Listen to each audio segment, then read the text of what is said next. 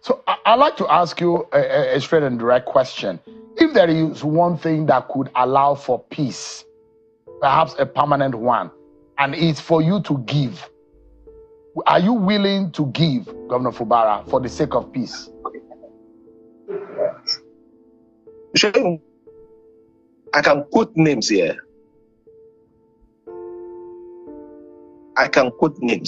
But for some reason, let me leave it. There is nothing I've not done on this earth for peace to reign. I can tell you the number of times that I've kneeled down to beg that let's allow this issue to go. But, I feel,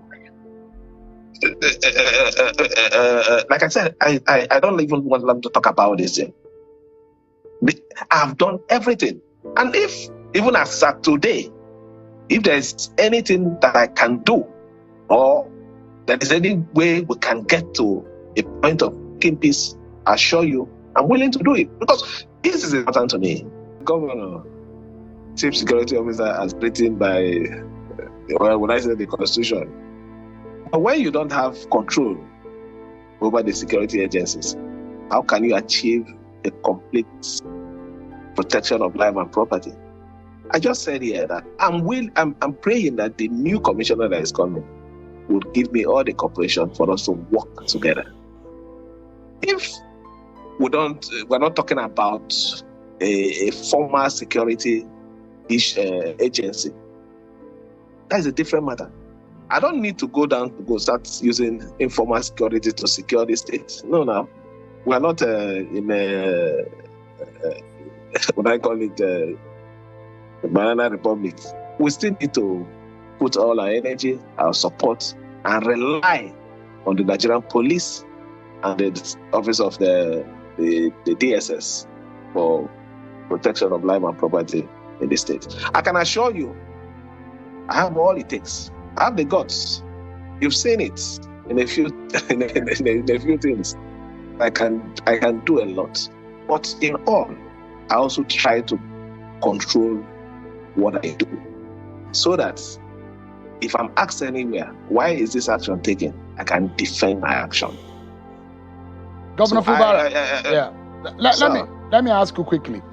There are those who are of the view that what happened over the weekend, where APP, a party that a lot of people think that you supported through the back door, because your party, according to you, do not have that kind of control, won 22 out of the 23 local government chairmanship seat. There are those who think that you have crushed Wike's structure and you have politically now being in at this driver's seat in Rivers there. Does that give you some confidence that it will help you politically to drive on?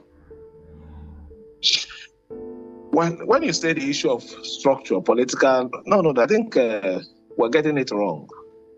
Rivers State was on a crossroad. The Supreme Court gave a judgment that all the councils should transit to elected council chairman. Unfortunately, at that time, we were running on a caretaker.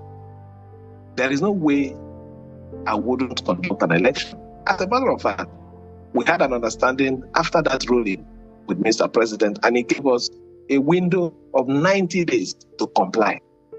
The 90 days expires on the 31st of October. I needed to do so. It is clear that there's no way that election would have been conducted in my party, considering the drama surrounding my party. So I opted for something safer to secure the civil servants that are working in the local government, to ensure that we have an administrative officers that will man the affair of the council. And that is what I did.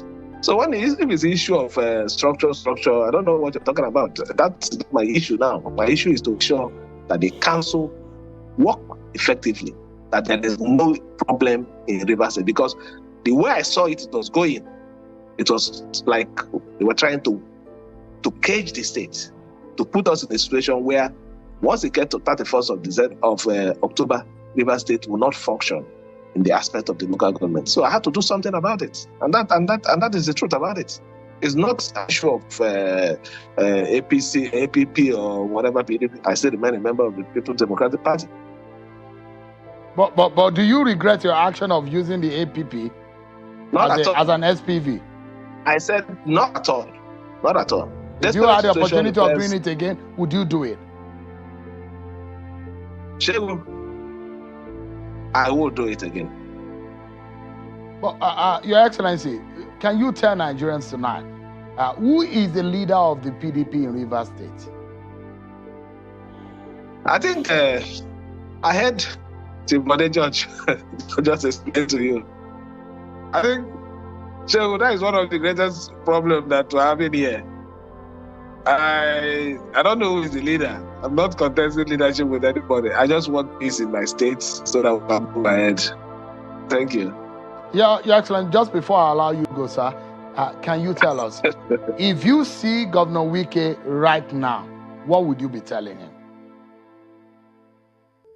I'll tell him that there's going to be a point where he needs to let go. We need peace in these states. You don't necessarily need to win all the fights. At times, you just let go. Be sick of the good people of the state and the love that he has always professed for the state. We need to secure the state. We don't need to burn down the states. Fubara will leave tomorrow. Who knows who is going to come? Maybe through him, maybe through a person. But we need to keep the state intact. Governor Fubara, thank you. Did you ever, ever thought that this could happen with your political godfather? Ever, when you were running for this office? Did you ever think that things will go awry between both of you? Sure, if I've gotten, any sign of it, I wouldn't have been here. That is the truth. There was no sign of it. And that's why I followed the course to this point. So from your own point of view, you are not the cause. You are a willing follower of Governor Wike, but you thought that you are in a difficult situation that will not allow you to do your job well. Is that the situation? Sure. I need to run the government that I put on the 29th of May before the Rivers people, and that is what I'm doing now. Governor,